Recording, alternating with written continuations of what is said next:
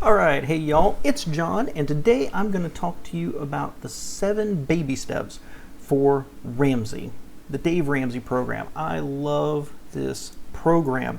Now, on this channel, we talk about budgeting, saving, investing, wealth building, building a sense of abundance that you too can be rich during your lifetime here in America. And I follow the Dave Ramsey system basically. So I'm going to talk about these from my perspective.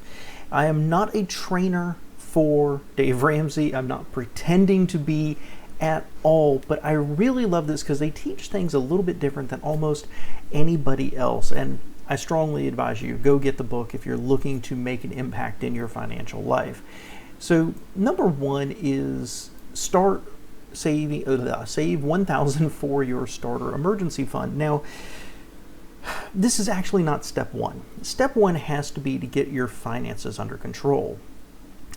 Track where you spend money, track your income, and see where you can start to make some cuts. You've got to be able to have some cash flow. You've got to be able to have somewhere that you save $10 here and $15 there. Maybe if you are someone who really likes Whole Foods, you go to a regular grocery store and pocket the difference. Maybe you do, as it's very commonly referred, stop eating or drinking at Starbucks so much. And you start to get a little bit of extra cash flow. And the first thing to do with it at that point is to save $1,000 for your starter emergency fund. This is, for many people who are starting this program, this might be the first time you've ever had a savings and you're not living paycheck to paycheck. And $1,000 isn't a lot. Might take you a while to get there, but it's not a lot, but it gives you some confidence. You will notice how much less stressed you are. You will notice how much more confident you are when you know you've got a little bit of an emergency fund, so that if something breaks on the car, you've got a little bit of money set aside. If you have an accident and you need to pay your deductible, you've got a little bit of money set aside. Once you get that, number 2 is probably the single most important one, is pay off all of your debt except for your house using the debt snowball. And what that really is take that extra money you've saved, and you start paying off all the credit cards and gas cards, student loans, cars, everything except for your house.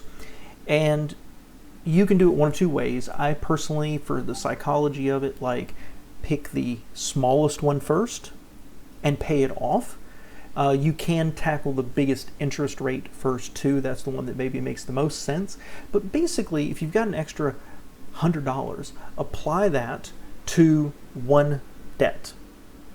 Once you pay that off, you're going to take that $100 plus whatever the minimum payment was and roll it to the next debt, and it'll snowball, and you'll be able to pay these things off. Sometimes very, very quickly, sometimes not so much, but you're at least getting your debt under control. And part of this is the implication that you control your spending, you cancel some of these credit cards, you get them out of your life so you don't abuse them anymore, and you pay off your car and you keep it, right? Not go get another one. That's something I struggle with. I love cars, and I used to get a new one every 2 years. Tell you what, my finances improved when I kept a car for 10 years. Now, step number 3 is to save 3 to 6 months of expenses in a fully funded emergency fund. Now, this is the one that people really have trouble wrapping their head around, because 3 to 6 months of expenses sounds like so much. But when you look at how much debt people are carrying and how much all of those monthly payments are, including reducing, not your debt, but your Netflix and your Hulu and your Disney and your Amazon Prime and all these other subscriptions they suck you into, you can start to free up quite a bit of money and start plowing that in to an emergency fund. Now, the minimum would be 3 months. The best would be 6 months. It can take you a long time to get there, but that is that if there's an interruption in your income, lose a job, economy tanks, you injure yourself, you've got something to keep you going while you strategize. You're not 30 days away from homelessness, right? So this one's the hardest one for people, I think, to really wrap their head around, but it's probably the most important. Now, there's a few different ways to do this. I don't really remember how Dave Ramsey says it specifically. Personally, I keep 1 month in like a savings account and then keep the rest of it in like a 30-day revolving CD. So I'm never more than 30 days away from the majority of the money, but I've got a month ready to go just in case. Next, once you've done that, you've got $1,000 over here for your starter emergency fund. You built that up to 3 to 6 months. You paid off all your debt. Now you're cash flowing well. Put 15% of your household income into a retirement plan.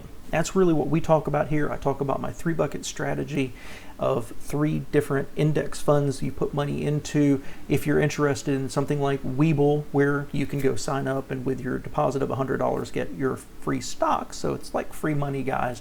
You can do your own investing. I don't normally recommend it for people unless it's just a hobby level for you.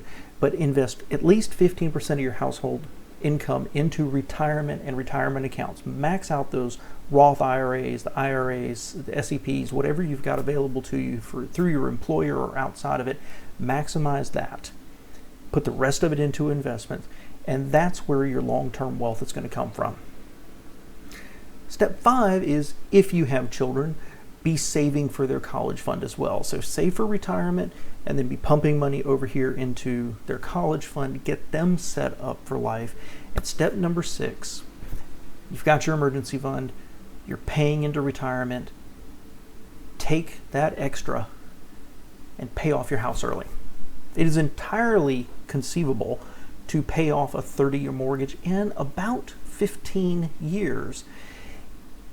And imagine how free you would feel if your $900, $1,500, $4,000 a month, whatever you're paying for your mortgage right now, was suddenly not flowing out of your life every single month.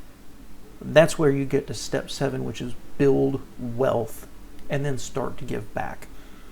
Because when you pay off your house, you're freeing up so much of your outgoes. You can really plow that into investments and really build legacy levels of wealth.